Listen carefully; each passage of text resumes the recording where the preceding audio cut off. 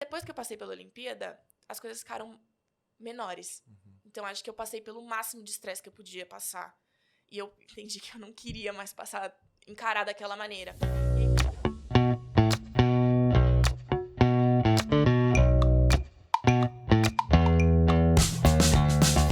Então, falando de saúde mental um pouco, esporte, principalmente esporte de alto rendimento, profissional, assim, tem muita pressão. Tem pressão de fora, pressão sua, pressão de todos os lados, né?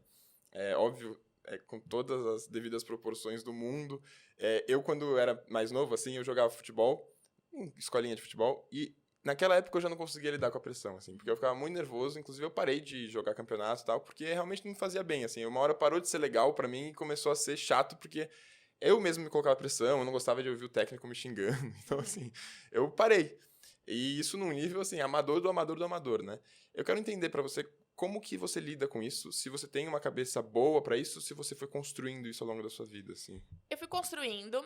Eu sempre fui uma atleta. Eu sempre ficava muito nervosa. Era realmente sofrido. E de mais nova até, sei lá, acho que as Olimpíadas, assim, eu passei momentos sofridos no balizamento ali. Era cansativo. Balizamento? Balizamento é a concentração antes de você ir pra prova, assim. Eles dão a papeleta de raia, então precisa saber que raia que você vai nadar, em que série que você vai nadar.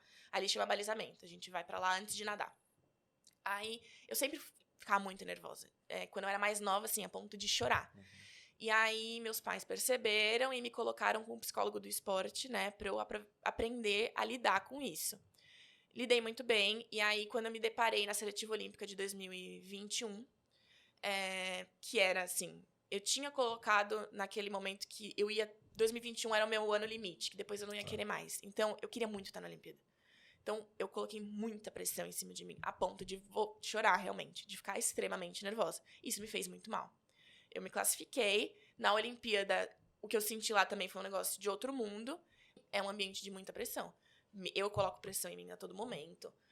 Meu técnico coloca pressão, o clube coloca pressão, a família coloca pressão, mesmo que involuntariamente. Você sente essa pressão vindo. O público coloca pressão, não tem como. A gente tá lá pra cumprir com o resultado, né? Colocar tudo que você treinou tanto tempo pra fora naquele momento. Então, não tem como. A gente sente a pressão mesmo. Isso influencia nos resultados? Tem dia que você tá com a cabeça pior e você vai pior, ou não, assim, não tem muita relação? Não, influencia sim. Influencia sim. Eu acho que quando fui pra seletiva olímpica, eu não fiz o meu índice na prova individual, eu me classifiquei pelo revezamento. Tenho muita convicção de que foi muito por conta de como eu lidei ali no momento. Então, Você tinha a capacidade de fazer? eu acho que eu tinha sim. Então, eu acho que foi muito do momento. Muito da cabeça. E aí a gente vai aprendendo a trabalhar com ela. As pessoas me perguntam muito, né? Como é que você faz pra lidar com o nervosismo? Tem que amadurecer. Eu acho que é um processo mesmo. É o tempo e crescendo. Exatamente. E tentar encarar as coisas com um pouco mais de leveza. Porque senão fica tudo muito pesado. E aí a rotina fica extremamente cansativa.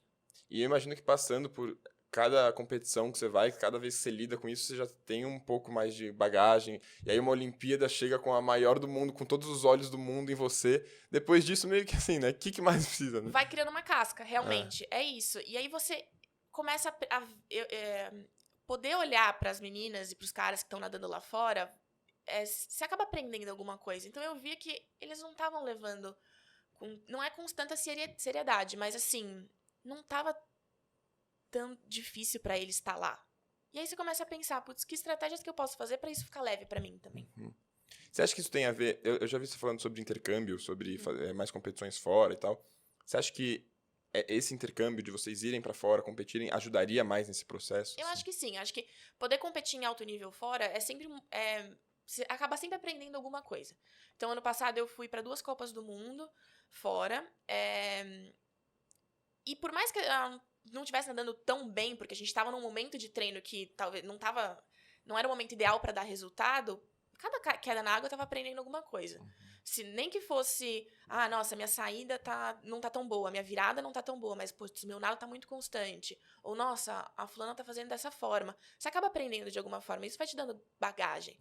Tem muita gente que pisa de repente numa Olimpíada, como competição principal. É assim, mesmo? De repente. Tem isso? Tem. Ou num mundial, a estreia num mundial. Putz, e se essa menina, talvez, ou se esse cara não tivesse outras oportunidades anteriores, será que ela não nadaria melhor numa Olimpíada? Eu acredito que sim, eu acho que a experiência ela é sempre benéfica.